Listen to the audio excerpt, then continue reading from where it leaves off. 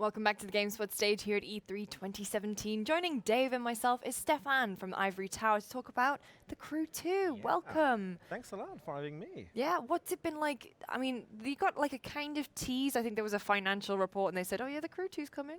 And everyone was like, all right. That was an interesting time because everyone in the community was just like, what that's gonna be? So they went crazy on every kind of ideas and we were just like, yeah. Go on guys. We have something big for you. So yeah, we were quite happy for the reveal today. And with the huge trailer we had, and that was a crazy reception so far. So super happy, super proud. I mean, it's a very big departure from the first game. I mean, so the first game it was like driving across America and having like the good old American road trip. And now it's like you can drive, you can ride a plane, you can pilot a boat, you can do everything, and you can change between them. So where did this come from? From the players, actually, really from the players. We saw a lot of players inside of The Crew 1 just having fun going around. So we had that dark story, you know, in The Crew 1, and that was a bit of a forced progression. But players just didn't want that. They really want to have that huge open world, the full USA, really to have fun and enjoy them the way they want. We said, okay, there's something there. So we reworked completely the entire playground, the entire USA, to allow them to have fun, just basically. And so the more vehicles, the more interaction that you can have with the world, the better. And every test that we do right now is super positive. Players enjoy the fact that it's more free. It's just fun, you know? But it seems like the main story now is just to become, there's that whole king of motorsports thing. So are you literally just being like, I want to be number one at everything? It's gonna be up to you, man. It's just like, you want to do this? Okay. You want to do more exploration and don't do any races, any kind? It's okay. You're gonna be able to progress and earn points and continue to unlock new content. Even if you don't do more racing stuff, you can do more freestyle, you can be more off-road. We've opened the gates to every kind of play style for every kind of players here. So I mean, straight off the bat, if you boot up The Crew 2, do you have a car that you start with? Do you have a plane or a boat? Or are these things that we have to sort of work through and unlock and discover by ourselves? Yeah, so basically the first 5 minutes, you're going to play everything. You're going to play car, plane, boat. And then after that, it's up to you. Decide. You want to do plane right now? Okay, let's go. You want to play alone just with planes for your whole experience in The Crew 2? You can. It's okay. If it's your kind of fun, that's where you're going to have fun, and we have a lot of diversity in planes and in boats and in cars and in bikes and all that kind of stuff. It's just for any kind of players, you know. We wanted to access everything, to give access to everything for all the players instantly. So no more gating, no more you have to do this and this and this before having the game. It's just like, go on, have fun. So what challenges has that brought, taking your vehicles just from the tarmac to the huge open sky and then seas and rivers all across America? Like how did you build that after being stuck to the road? A lot of work. No, seriously, that was a huge, intense work for the team to recreate and reshape the whole USA, but now for all these kind of new vehicles. So even the far view, the graphics engine, the render has been improved to be sure that now when you are flying through the sky, you have these wonderful volumetric clouds in the sky. You can go through them. You can see at a very far view. It's really a cool experience that is completely different from The Crew 1. And now you are doing this, and then you can switch to a boat because why not? You know, because you see a river, you want to go into the river, do an event into the river, go there, do it now. It's as accessible as that, yeah. If I wanted to be, bit of a renegade, could I take a boat and just sort of like, if I'm in a plane, can I just go boat and then land on the road? I mean, obviously I wouldn't get very far. Yeah. But I could do it. Yeah. If you want to have fun like that, you can do it. We didn't put any restriction in this kind of switch because players like this kind of situation actually. Just having a jump with a car and then switching to a plane and then going on top of the water and switching to the boat and then doing crazy stuff, trying to jump on top of the bridge. And we let the players go. We let the players do it because that's what they want to do. Exactly. So you've talked a lot about it being open. A lot of people, when they think of a racing game, they think of the track, of the black arrows and the yellow background to take you around corners. How open is your game? If I see a hill and a forest, can I just drive there? Can I get to point A to point B no matter like what route I want to take? Yeah. Simple answer. No, seriously, it's just as simple as that. Yes, everything in the game is accessible either by car, by boat, by plane. Do whatever you want. And that's it. But we also build some circuits because we have some very pro racing fans in the community. So we have also this covered by different kind of disciplines. We call them the family. So we have a family for off-road. We have a family for freestyle. A family for street racing, and a family for pro racer. So those guys, if they want the perfect line, beating the seconds, the milliseconds, they have something for it. We have something for them here. Yeah. So with these families, how are you ensuring that each family gets like enough content that will keep them satisfied? We test a lot. We have a lot of players doing some playtests for us since a long time now.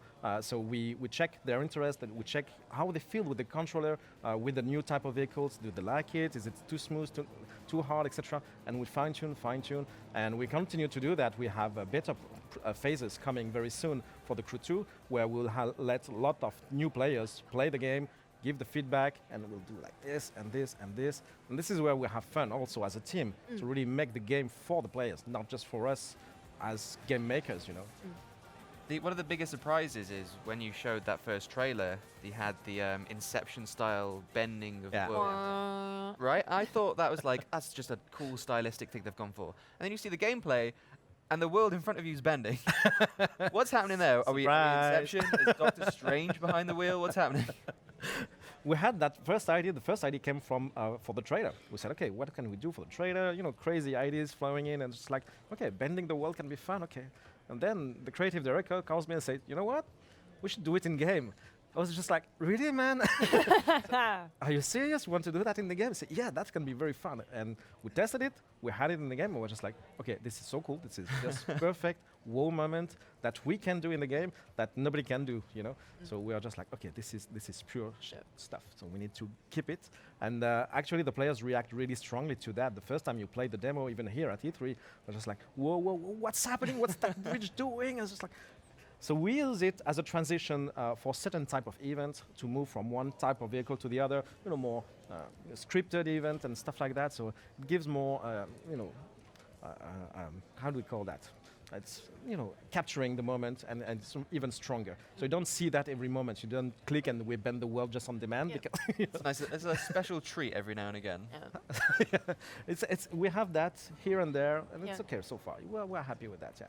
So how have you chosen how to sort of bend the world, if that makes sense? So in the original game, it was like a huge map of the US, and you could visit all these big cities and famous sites. But now it sort of seems like, things can fold in, and can you just hop? Can I be in San Francisco and the world just be like, all right, now you're in New York? Well, we try to keep it realistic at some point, even if bending the world, it's just like, does that make sense? Yeah, kind of, yeah. No, we really keep that for certain events. During the progression and the story, you're going to have this kind of crazy events where you're going to, experience something very, very different and very unique. So we don't put that everywhere in the game. We really want to be special moments for the players. Is it going to be explained in the game? Like the main character being like, whoa, what's happening here? Why? Is it fun? It's good. Yeah. It's just like how difficult is that technically to implement? That was a bit tough. Seriously, that was a bit tough. I still remember discussion with the tech guys. They were just like, no, we shouldn't do that. It's not a very good idea. You want to do like what? Yeah, starting like that. Yeah. But at the end of the day, we have that tech that allows us to build that huge country, the USA, completely reshaped for us. So we can use some tricks here and there to really use that at our advantage. So that was really fun at the end of the day. What was the choice behind staging your game in America? Was it because you're kind of familiar with the country, or was it more of a decision that America has such a vast array of landmarks and sceneries that you can go to? It all comes down to a trip we did with the team in the United States, and to discover more about those new motorsports rising here and there, and we wanted to really feel how those guys were living this. And we really, we call our game Motor Nation. That's kind of a motto we have in the game. This is really this. This is the United States. This is where all motorsports behave and live and evolve to crazy new races on ice lake and whatnot. And it's just like, this is where it's happening right now. So we had that huge playground already for the Crew 1. We've kept it, and we decided, okay, how we can make it even better. So we've reshaped everything. Now in the city, you have jumps going on rooftops of New York buildings because it's fun, and going through parking lots to find shortcuts. We really reshaped everything in the world just for the fun of the new vehicles, and even for the existing vehicles to be just fun. Let's talk a little bit in terms of, so as a player, what can I do? Like, what can I just go up to a family event and just take part in it, or is there some kind of story progression that I can follow, or can I just drive around, fly around, and just find my own path? So we're going to give more details in the future regarding progression. I'm sorry. I've been told not to give more details. I'm sorry. No, seriously. We have that very open progression system where you can go into the 4 families. It's not a choice that you are stuck in and then you have to do all the stuff before moving. It's just today you want to do more off-road. Okay, go there. You're going to do events for the off-road family. Tomorrow you're more freestyler in your mood. Okay, you can go there and have new events, new challenges for you, discover new disciplines in that family. So it's really open, and really the way you want in that particular session. If tomorrow it's different, it's okay. You can switch. There's no restriction. It's more like a support for people to understand the vast majority of the the variety of content that we have. So we have the families, the disciplines. It's there for you to understand. But it's not a locker, you are allowed to do whatever you want. This huge playground you've got, is it kind of segmented in different areas, or can I literally drive from the west coast of America all the way to the east coast if I had enough time? So you can drive, you can fly, you can do it by boat if you want. We created actually a river network that goes west to east coast. The entire breadth of the United States? Yeah. If you want it by boat and just have fun, and you can do it. I think we even did it on north to south because it's cool, because even that doesn't exist in real life. That made sense in the game, so we said, okay, let's do it, because we saw the players in The Crew 1 doing it with the bikes and the cars. We need to support that also for the new type of vehicles. Just let the exploration exist and people embracing it the way they want, so yeah. How long is that going to take me, though, if I decide to take a road trip from San Fran to New York? That's going to be around 3 to 4 hours. Wow. Yeah. Just constant driving? Yeah. That's amazing. Clear out your schedule. You can take the small roads, the big roads, whatever you want, off-road if you want, yeah. Another big part of the first game was obviously the social features, like being able to group up with my friends and race. How are you implementing that into The Crew 2? So basically we keep the crew concept as a whole between The Crew 1 and The Crew 2. So you'll still be able to group together, form a group of 4 players, and do every activity together. So that can be more co-op, that can be more PvP, but basically everything is playable by 4. So that's the base, that's the crew, that's who we are. But we've reworked a lot on connectivity and network between the two, The Crew 1 and The Crew 2, obviously, to make sure that everyone is allowed to group more easily than we had in the first one. So we really reshaped that to be sure that people can embrace it. Are there going to be any sort of bonuses for veteran Crew 1 players if they open up in Crew 2? Oh, yes.